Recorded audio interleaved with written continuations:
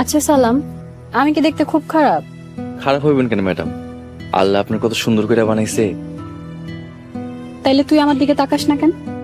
পরনারীর দিকে তাকাইলে পাপ হয় ম্যাডাম। কি? আমি পরনারী? তুই এ কথা বলতে পারলি? যা সত্যি তাই কইছি ম্যাডাম। তাইলে পর থেকে আপন হতে হলে কি করতে হবে? এটা সম্ভব না ম্যাডাম, কেন সম্ভব না? কারণ আপনি মনিব আর আমি চাকর। আমাকে বিয়ে করলে তুইও মনিব হয়ে যাবি। আমার নিজে নিজে মনিব হওয়ার কোনো ইচ্ছা নাই। তুই কিন্তু অনেক বড় একটা সুযোগ হাতছাড়া করতেছিস সালাম। আমি এত কিছু বুঝি না ম্যাডাম। আমি শুধু বুঝি আল্লাহ যাকে ইচ্ছা তারে মনিব বানাইতে পারে, আবার যাকে ইচ্ছা তারে চাকর বানাইতে পারে।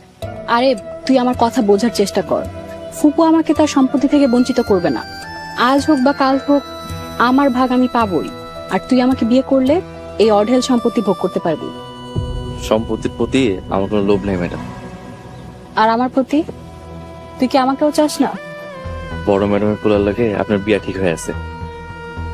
আরে ঘরে যে আছে তাকে আমি বিশ্বাস করি না। সে ফুপুর ছেলে হতেই পারে না। আর এত বছরেও যে ফিরে আসেনি সে কি আর ফিরে আসবে? ফিরাইবো ম্যাডাম, অবশ্যই ফিরাইবো, খুব তাড়াতাড়ি ফিরাইবো। তুই কি করে জানলি? তা কইতে পারি না ম্যাডাম, তাই খুব তাড়াতাড়ি চৌধুরী বাড়ির পোলা ফিরাইবো।